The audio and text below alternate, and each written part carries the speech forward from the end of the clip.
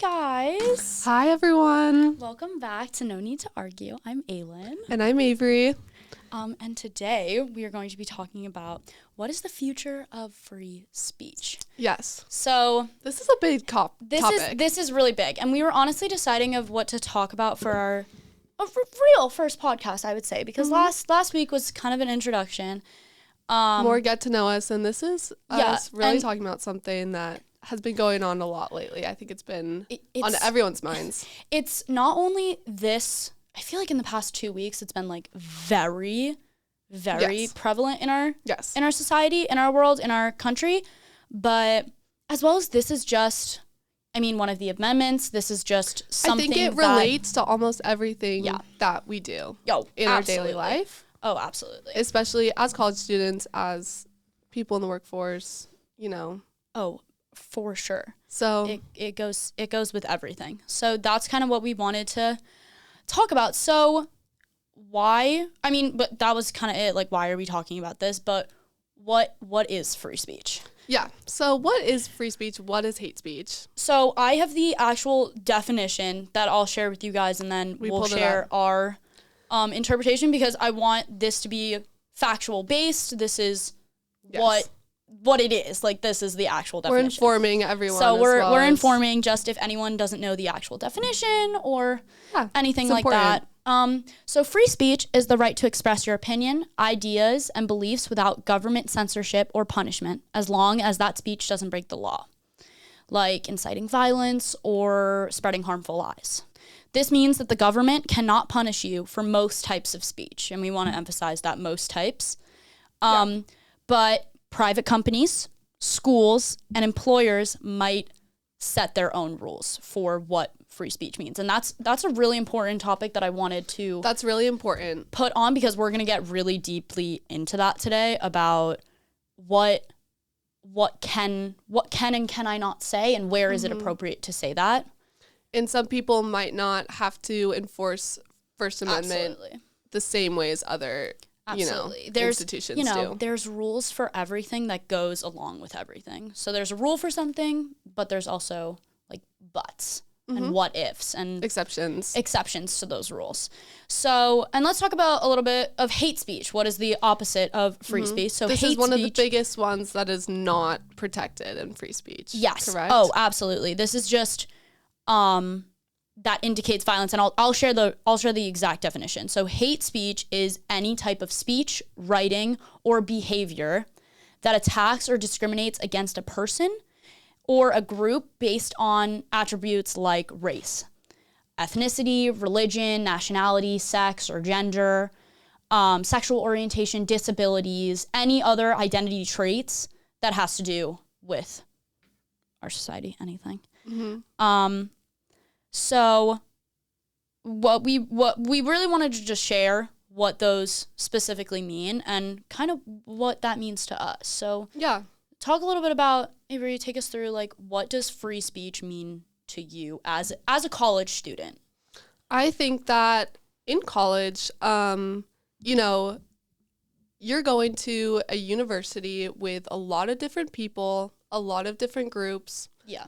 And also people that are, we're passionate about the things that we're learning about. Yeah. We're passionate about a lot of things going on in society. Yeah. And so I think that to me, personally, free speech means that, it's the right to express what you're thinking, what your ideas are, without being criticized by others. Yeah. And also kind of, I'm honestly giving respect to others for giving them respect to say what they think. Yeah. I'm actually, because this is probably gonna happen a little bit. I'm gonna go a little bit against you when you say that. Okay. I personally think free speech is the right to your own opinion, but not without judgment. And I think that's just our society. I absolutely say stuff that people don't agree with and people have judgment about. And I think that's so important, because that is what free speech is. It's you have the right to say anything. Obviously, there are exceptions to that rule that we stated, violence, discrimination, but you have the right to speak freely about your opinions, even though that there are judgments. And that's just the world that we live in. And I think that's kind of what differs from what this stemmed from what the amendment kind of went over, and what it is now. Because I'd actually have to agree with you on that. I think that free speech is probably the right to talk about things despite criticism. I think what originally made free speech an amendment and what it is without judgment. And I think that's what it was meant for. But I think it's kind of turned into, it is judgment. You get judged for everything you say. It is so hard to talk freely. Especially in this day and age. Especially this day and age. Especially at schools, universities. I'm from the East Coast. It's very different out here. People all have different views, I think, anywhere. But we're in Arizona, and I think it calculates into a little bit differently. I know that you live in Colorado, so that's you also like get a little bit of different perspective 100%. From where you live to where you're currently studying. And it's there is judgment. I think that's just life. There's judgment, for sure. There's a lot of criticism. But I think that a big part of free speech is just, you don't have to agree with people's opinions, but I think respecting people enough to let them express that. I 150% agree with you. And I think it's honestly a problem now. Because I don't think people listen, honestly. People aren't listening and they don't want to anymore. And they don't want to. And honestly, why should they? Why should they? Why should I listen to someone that not only did I not grow up with the same beliefs as them, because that is so prominent in our country of, you're taught what you're taught by your parents and the people around you and your support system. So if everything I was taught when I was younger, I mean, why should I believe differently? And especially when people talk to you, it's just like, why am I listening? Personally, I think I would argue to listen to everybody. Not just because, I am definitely that type of person. I do want to listen, but so many people are like, why should I? You grow up and you're around the same people the whole time. You're taught by your parents. Sometimes people aren't exposed to any other opinions at some point. A lot of the time. I think that goes without saying. Like, a lot of the time people aren't exposed to different cultures, different ideas. And it's so important because, you could think something completely different once you get that exposure and that different perspective from somebody else. And you realize, you know what, maybe this isn't what I actually believe. It's just what I was taught. Yeah. Yeah. Honestly, I'm going to use a real example of a friend that I have here. Grew up completely different beliefs than I. And we talked about it. And I never really thought that they were really listening. They were just like, that's not real. That's not. And we just were very nice about the whole thing, but very different beliefs. And one day, I think I just saw her listening. And now we have a lot of the same beliefs, and we talk about it often. And they kind of tell me that, like, they never really listened before until getting to somewhere where she saw how passionate I was about things I stood for. And she's like, well, if they're so passionate, maybe I should be, and let me do my own research. And 100%. And I think a lot of people, I mean, I'll even say myself, I think people are sometimes like intimidated and scared to talk about, like, controversial different opinions with other people who they know disagree with them. And I'll even say some of my friends, we definitely have different beliefs on certain things. We have different perspectives.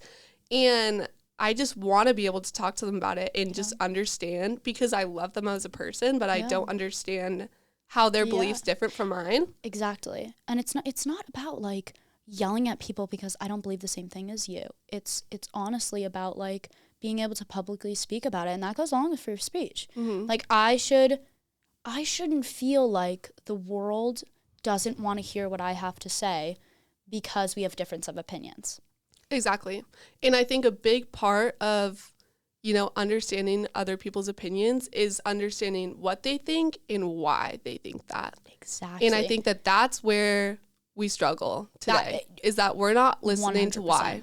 We're not 100%. People say, so, well, I don't believe in that. I'm like, okay, well, why? Mm-hmm. So. And silence. In silence. And silence. It's hard. And it is hard. It's a big problem today. It is so hard. And that's kind of why we wanted to specifically talk about that, especially what is going on in our world. It has to do with us. If you don't have an opinion about it, respectfully get an opinion about it. And yes. I say that because it is your future. It is your future. It is our future. Is such a power in today. Fisher. You got future. It. I got it. No, guys, I got it. But yeah, I think knowledge is 100% power. Having an opinion, being passionate about your beliefs is power. It kind of breaks my heart a little bit when people are just like, well, I don't have an opinion. You know, like free speech is free speech. You can do, like, they just don't have an opinion. And you should, because it's your future. It's your kids' future. It's the future of our country. It's so, so incredibly important. I agree. And no matter what people, politics is always a hard topic for everyone. Oh my God, it is so hard to And a lot of people about. Don't want to bring it up. No. But I think that you have to pay attention because it has to do with every other thing going on. Absolutely. And when we say free speech, we don't mean like get up on a desk and start like chanting stuff and like you have to like preach and like yell at people and like do protest and it is literally just having a conversation, getting a new perspective. Maybe reading the news every once in a while. Maybe reading the news every once in a while. Maybe reading multiple news sources. Mm-hmm. Don't just get sources from one. Yeah. Get it from multiple. Get it from multiple so you get the different perspectives. So you get different perspective. And it's not even about that. It's just get more information. Because maybe you're like, oh, well, like, that doesn't sound so true. So let me look at a different news source and let's see what's true. Let's see what you believe in. Because exactly. everyone has their own truth of what they believe in. And we want to make it clear that, like, whatever you believe in, it's true for you. For you. And it's just because it's different from me and Avery, like, it just because it's different doesn't mean that it's necessarily wrong. It's just a different way to look at things. And I think there are just multiple truths to every different issue going on today. Absolutely. And that has to do with free speech. Mm-hmm. That all has to do with free speech. 100%. So let's get into a little bit of like, what does free speech mean at the university? Like, what does it mean specifically having to do with you guys, a younger demographic that is going to this, not only this university, but at universities? At universities all around, everyone in our, well, not everyone, but a big portion of our generation, not just our generation, but so many people are at universities today. They spend a lot of time at universities. Education is really important. We'll say, so first off, a lot of public universities have specific rules in addition to, First Amendment rights. Yes. We are a public school. We are a public university. So that I'll just say that's very different with things. Especially private universities. They are very much less restricted by First Amendment. Yes. They kind of have their own power. And that's what I kind of mentioned in the first of what free speech means. There are always exceptions. You can say whatever you want. But it is different when private-owned businesses, schools, universities, employers, they can do what they want because it's private. So as a public university, it's so different. Yes. Okay, so I did a little bit of digging into the U of A website. And basically, so this is kind of the rules set up at U of A specifically. Okay. So most public universities will have a specific designated area for public forum. And this is basically, so at University of Arizona. Explain to the people who don't know what public forum is. Yes. So public forum is, it's just a space to express opinions, protest, advocate for a issue that you believe in, share ideas, engage in any type of dialogue. Yep. Yes. Just anything in that area. So at the U of A, the designated public forum space is the UA Mall. So yes, center of campus. I think this is, everyone's walking on the mall every day. I mean, if you have specifically been on the mall, you know that there are protests. You know, I think we've all seen them. I think it has been a little bit more limited this semester, specifically. I honestly, it's a bit slow right now, and I think I agree. Especially with everything that has been going on, I really thought I'd see more. I thought I'd see more. I think it was super prevalent last fall semester because of the election specifically. Absolutely. And honestly, as a freshman coming in, I was a little freaked out. I'm not gonna lie. I absolutely agree with you. 100%. I mean, it was just a lot. It was and you a know, lot. I don't normally see going to a new university. It was different from my hometown. I don't normally see that. No. So it was different. It was different. Absolutely.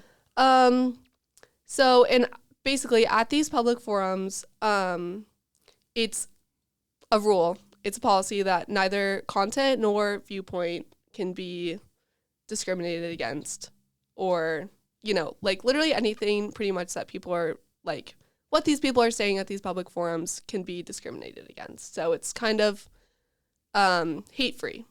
Yeah. Well, and not hate-free, but it's so tricky because I know Avery did a lot of research about specifically about U of A, but because we are an openly public school, it is so tricky to figure out what is free speech and what is hate speech. it's so hard. And I think that a lot of the restrictions, you know, some of it I think can be seen as somewhat subjective. Yeah. And it's just hard to decide, like, who's making these decisions. Exactly. What are they, you know, levels, what modes are they making these decisions based off of?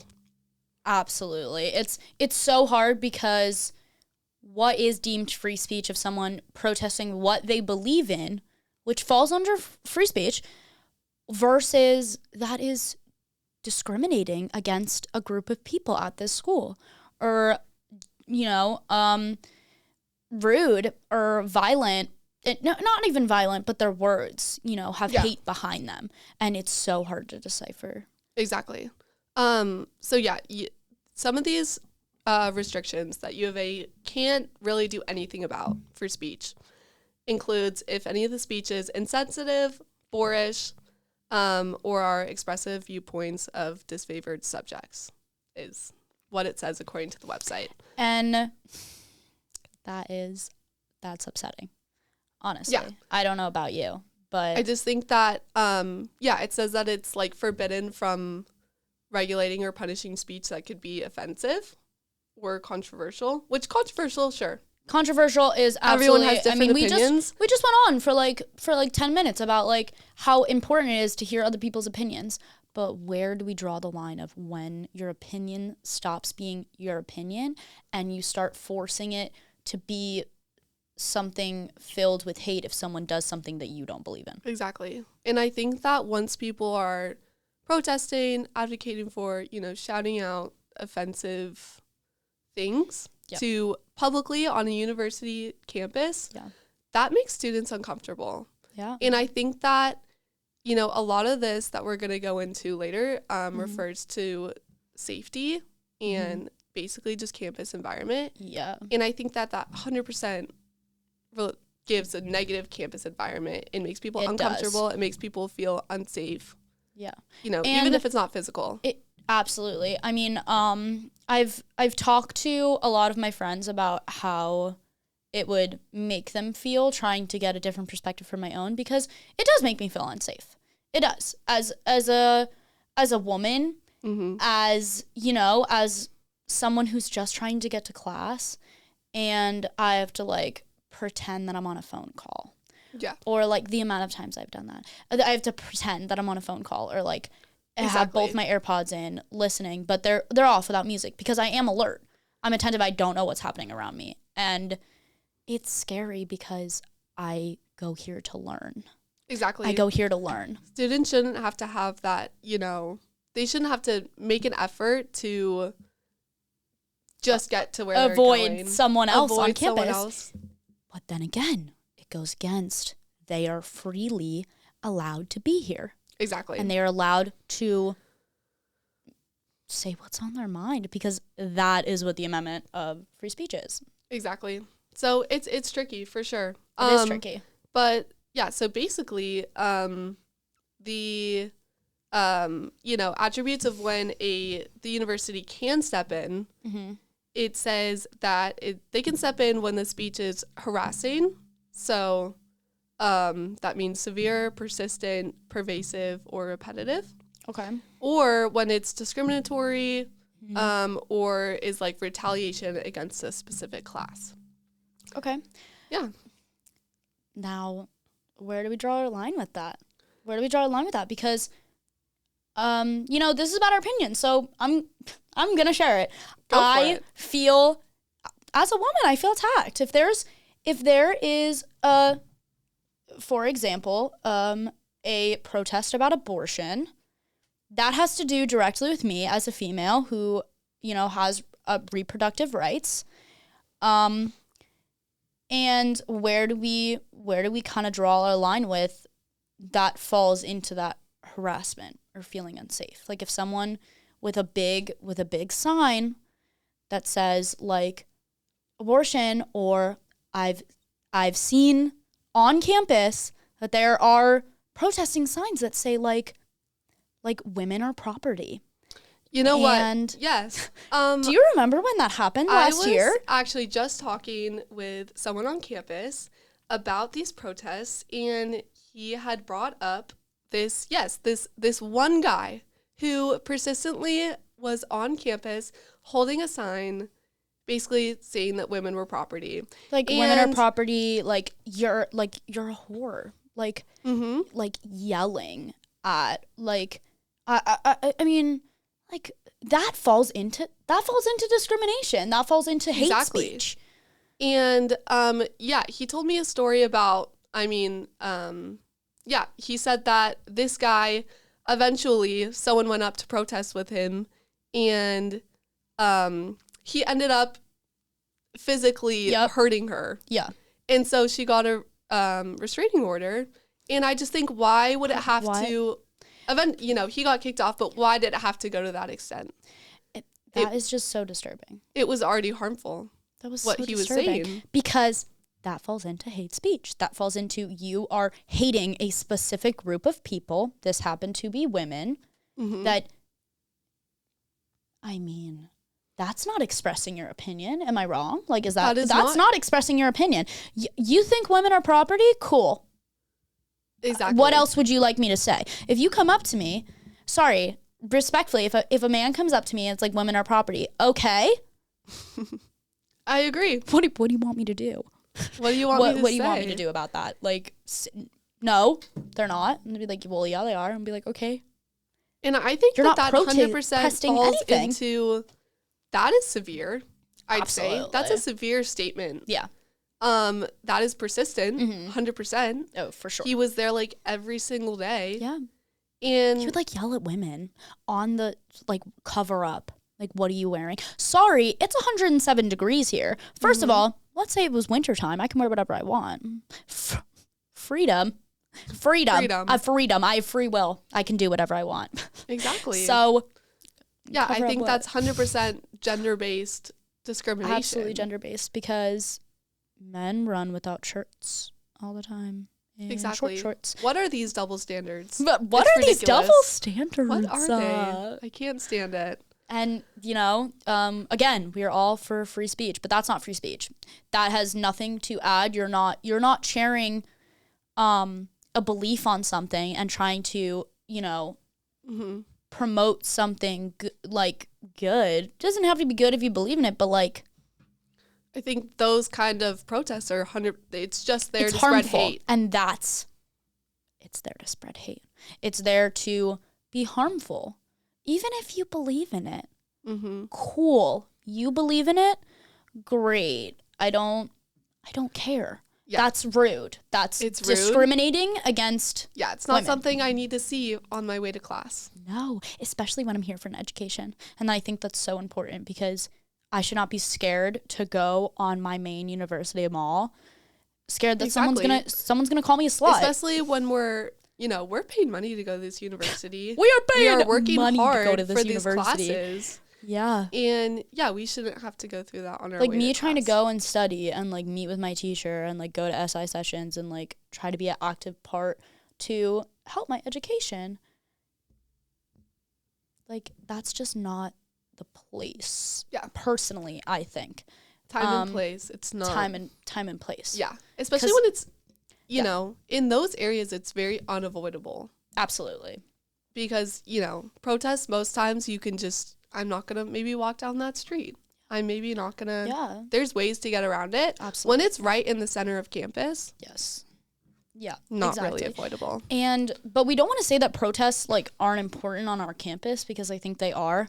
But when there's a difference between protesting something you believe in and protesting hate. Yeah. And promoting hate. Yeah. Because I think when that is specific. You're literally telling women specifically that you are property, we don't like you, you're a slut, we don't fuck with all that. And that's not, you're not protesting anything. You're not promoting any insight to other people. And I think this goes back to a lot of, you know, importance of listening. Do we have to listen to this? For real. For other protests, when they are advocating for real causes and issues that they believe in, and it's, you know, you can see the amount of people who are passionate about it. Yeah. That is something worth listening to. Absolutely. On a college campus. Of course it is. It absolutely is. And it goes with, you know, freedom of speech, but I don't have to listen if I don't want to. Exactly. So yeah, another topic or, you know, policy relating to U of A and also all public universities in the United States is this thing called Title IX. A lot of people know about Title IX, especially has to do with sports, women and men in sports. This and that's was really a what it big was topic in women competing in men's sports. Yeah. It's just like, honestly, like in universities, it goes hand in hand of like, do they have the equal opportunity? Yes. So basically, what is Title IX?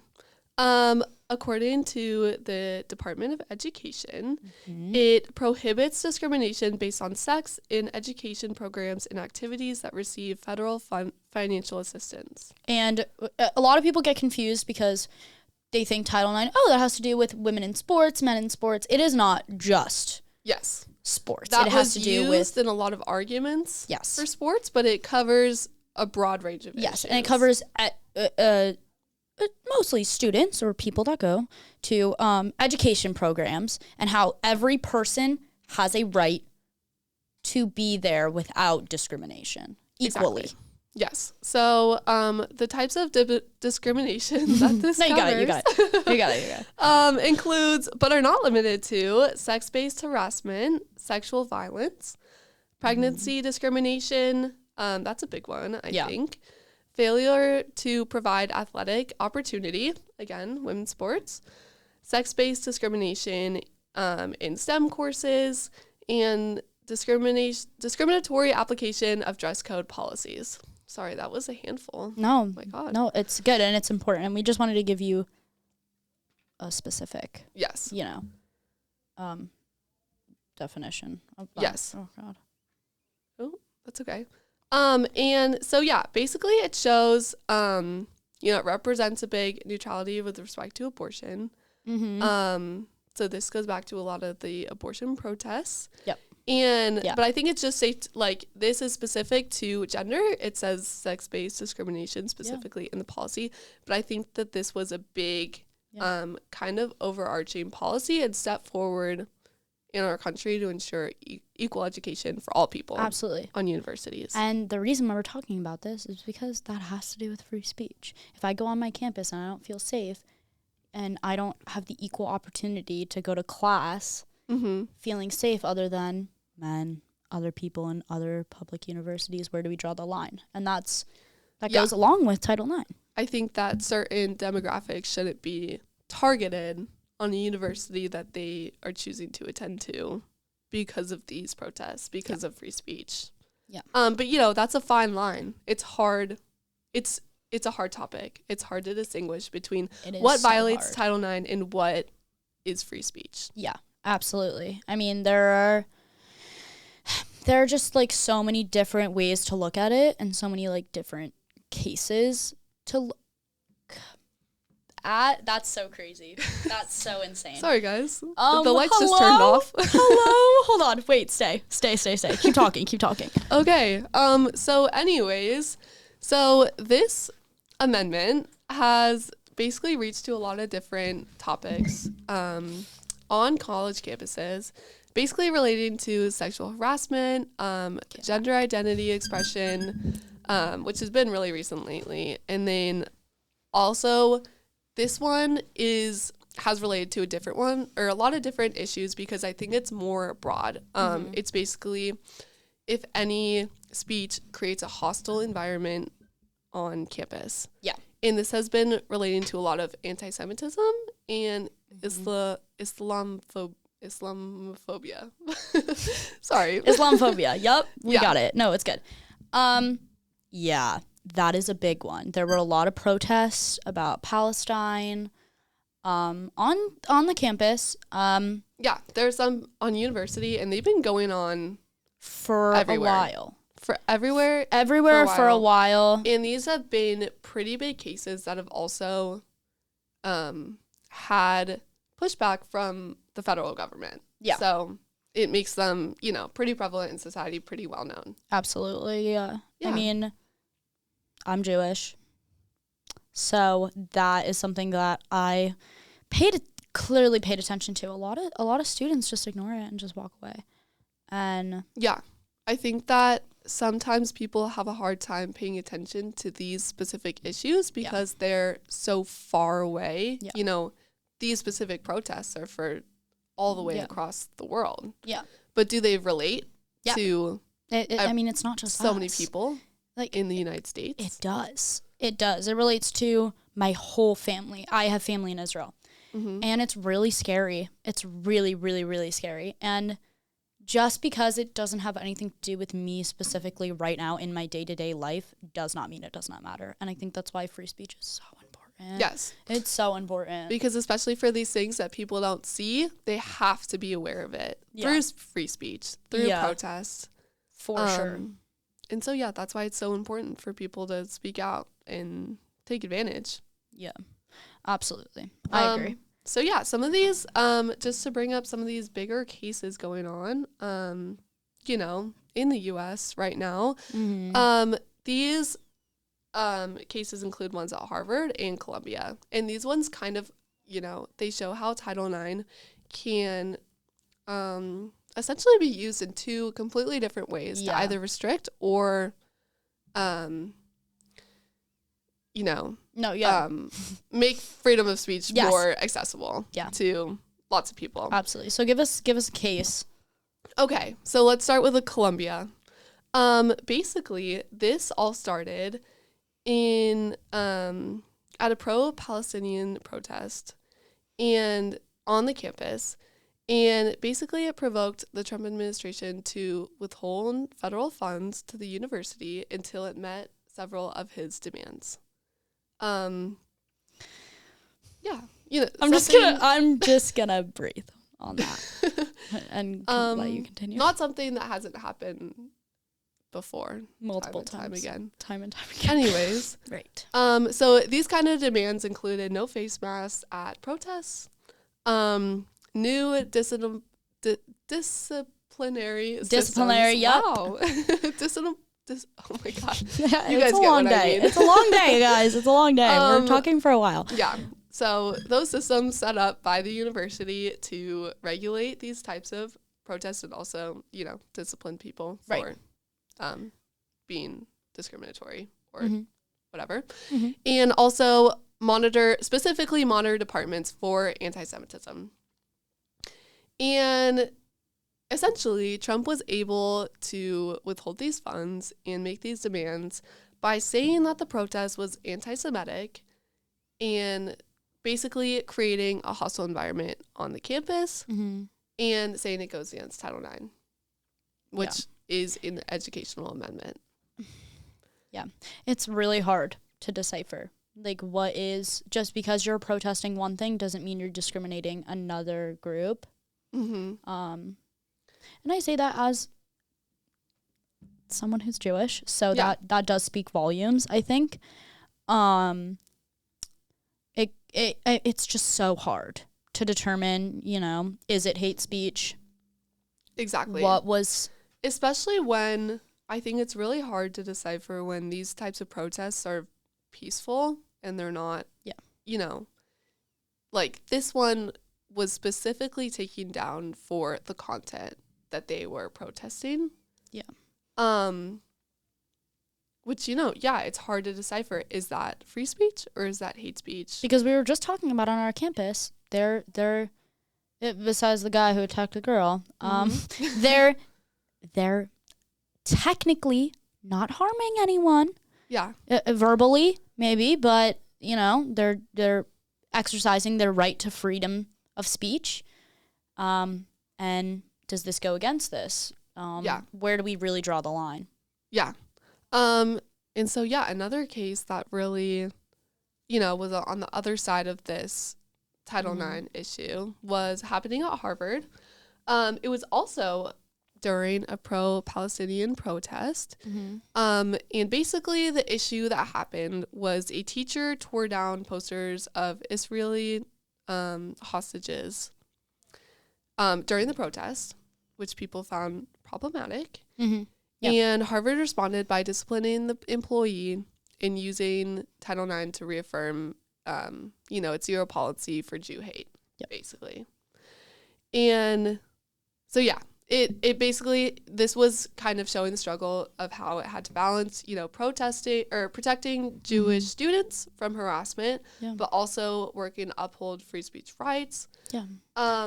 It's really tricky. And that's that's why we want to share these cases, because freedom of speech is such a gray area of what you can and cannot talk about, because when does it cross over the line of you offending a specific group while protesting another? Exactly. And I think that both of these cases were used Title IX on the fact that it created a hostile environment. I think that's just I think that this specific wording is so broad, and it's hard for who is it hostile for. For some people it may not be hostile. Yeah. And I just think it's hard to think, could this be taken advantage of in the future? Absolutely. And that's, what is the future of free speech? That goes with, what will that look like? What can I say? If I offend one person, does that mean I'm offending a whole group? Is that hate speech, or is that just a difference of opinion? Will I get in trouble if I speak my mind peacefully, and someone takes offense to it and calls it hate speech? When is it hate speech? Exactly. Is being insensitive towards someone, something that they're going through? Is it too sensitive now to talk about anything? Yeah. It's hard to say. Is it not sensitive enough? Where it's just so hard. It's so hard. And I think that's why we really wanted to talk about this week. And I'm going to get into what this looks like in our world. Yeah. A lot of things have happened. A lot of things and I'm going to do this really briefly, because not only do we not have a lot of time, but it's just, I just want to relate to some real world examples that I can give you guys, that what crosses over and what our future looks like. And then we'll wrap it up with what our future kind of looks like with this. You all know Jimmy Kimmel. Yes. He is a late night comedian and TV host. He uses humor to criticize politics, celebrities, social issues, lighten the mood while spreading information. Yeah. He is someone with a platform that he is allowed to speak freely. But where do we draw that line? So the network broadcaster ABC pulled Jimmy Kimmel Live over remarks he made about the assassination of conservative activist Charlie Kirk. That was this past month. Very less than that, a week, 2, maybe? I think so. It is currently reinstated on Hulu, I believe. Okay. Hulu, HBO Max, I don't know. Something like that. That it is a very sensitive topic, and I'm not going to get into what happened there. But I want to talk about the free speech thing. Some people can have questions about, is he able to speak freely? But I draw the question in, he is a public figure in the eyes of the country, the world. He's a public figure, and that's a very public platform. And that's different. Well. That's different from you protesting where 200 people can hear you. This is broadcasted live. I know he came out with remarks saying that he never meant any disrespect, and it's just something he's always done with joking and pulling up facts and relaying it in a funny, comical way. But where do we draw a line? And some people deemed that as hate speech. I think it is hard, especially in the light of a late night comedian show. Yeah. You know, when you're saying things in a comedic way, I feel like a lot of, you know, you make fun of people. Yeah. That's you do. That's how you make it funny. Yep. So, and I think, yeah, it's hard to say, you know, he's been doing this for years. Yeah. And we want to preface, me personally, I personally think death is not okay. Violence is never the answer. And I want to push that out. We're not saying 100% anything like that. Death is nothing to laugh at. But then again, Jimmy Kimmel, he's a comedian. He's a TV host. He does this for a living. The amount of times that he has made fun of things that are maybe deemed inappropriate. Yeah. Very deemed inappropriate that we make jokes about. I'm sure. What was the distinction, I think, between past comments that he's 100% made? I think we know the distinction. I think we know the distinction, but what is the justification for that what distinction? Is, like, and I think it had to do with because it... I mean, no, we're allowed to say whatever we want. It has to do with a conservative. Yeah. It had to do with politics. And I think we've shifted over from politics of disagreement to politics of like, oh my God, like this is hate speech. You are hating on a whole group of people. And that's absolutely not what he was doing. That's not what he was doing. So it's hard. It is hard. And especially as our country becomes so much more polarized. And I think that people really just, you know, relate to political parties just to be part of that community. I think that especially today, when people are making these political comments, people do take them so much more offensively. Yes. It's because it's like they think they're attacking you and your whole community. And it's just not about that, especially with this thing. And I'll leave you with Jimmy Kimmel on that, with what he said. And this is the quote that he said, and I'll leave it with you to think about, is this hate speech? And I want you to go back to what the definition of hate speech is. A whole group of people, free speech versus hate speech. So I want you to go back and really think about, does this fall under, and where do we draw the line? So he, and I quote, said, desperately trying to, the Republican Party, desperately trying to characterize this kid who murdered Charlie Kirk as anything other than one of them. The person who shot and unfortunately killed Charlie Kirk was a registered Republican.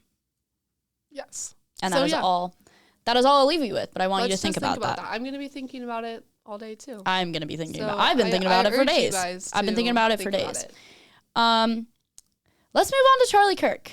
The man himself. The man himself. And this is the last person that I'll kind of bring up, because it does get very tricky with politics and stuff, because this isn't about politics. This is solely about the future of what free speech looks like and how we deem that. Exactly. So if you don't know, Charlie Kirk, it was a conservative politician, commentator, and founder of Turning Point USA. He speaks at colleges and online about conservative values. Oh my goodness. We're both struggling today. Yeah, we are. Often criticizing the left. He is a major figure in debates about cancel culture, campus free speech, and online censorship. Charlie Kirk was shot in the neck while addressing the audience of the campus of Utah Valley University, so UVU, on September 10th, 2025. Charlie Kirk. Oh my gosh. Charlie Kirk is a person who had very strong opinions about how free speech should look like. Yes. And he was using his free speech rights to their full extent. On the daily. At all public rallies, audiences, His main thing of Turning Point USA you was going are able to say whatever you want. Yes. And he loved going to college campus and, instilling that debate. And as we said in the beginning, it comes with consequences nowadays. And I think that's where it kind of differs of he thought free speech, no consequences on that side. I think that, there are definitely consequences to what you say, especially. Oh, for sure. That's just society. That's just what we deal with. If you say something, you better expect backlash. Yeah, 100%. But I don't think Charlie Kirk was, I think he really loved the debate. He loved the controversiality of what he was saying. He loved the controversiality. And the types of arguments that he was having with people. Yeah. And I just think that. But some people, and I want to push this of was his protests and stuff freedom of speech, or was it just hate speech? Was he just spreading hate with his beliefs? Yeah, I think it's really hard. I think, Charlie Kirk is a tough subject for me. Yeah. I think that there are definitely certain conversations that he had with people and clips of him talking on podcasts that definitely people would deem very offensive. Yeah. And I think for sure. And where do we draw the line of it offended that person or it offended a group of people? Yeah. Because we went over it, the definition of hate speech, it offends a whole group of demographic, race, religion, sexual orientation. I agree. Yeah, it's hard to decipher. Yeah. And I don't know. I think a lot of his arguments were just really hard to I think he was also very far right. Yeah. And just in this day and age, it's hard to hear those conversations. Mm-hmm. And he was very blunt about his beliefs. Yeah. And that's kind of why I wanted to talk about him a little bit. We're not going to get too deep into it. Mm-hmm. But I wanted to be specific with it. So what we'll leave you with are some questions. Will people still be able to say what they believe in without punishment and censorship? That is what today and today's day age is. Who will get to decide what is allowed and what is not? Mm-hmm. How do, is there a difference between freedom of speech from freedom of consequence?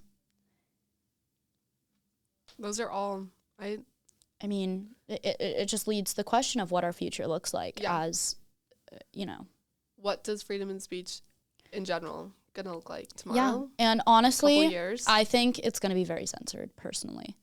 It just is. It's just something that we just have to do.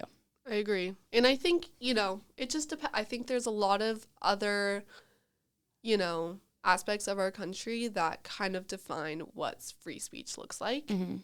And so, I think that, all of those how our country changes in so many ways throughout the next couple years, I think that's really going to control free speech and what it means to people, what it looks like. Absolutely. And that goes along with censorship. It just will. We'll be censored like we are now. Mm-hmm. And I think we raised all those things because it is censored. And the next topic that we want to introduce is cancel culture. And that's kind of what we were going to be talking about a little bit next week, about stuff like that. Yeah, this really ties into free speech, so we want to keep the ball rolling, I think. Yeah, absolutely we do. And, you know, it's also really relevant to It is really relevant college students. Free speech. It rolls onto it. What is cancel culture? What does that look like? So, yeah.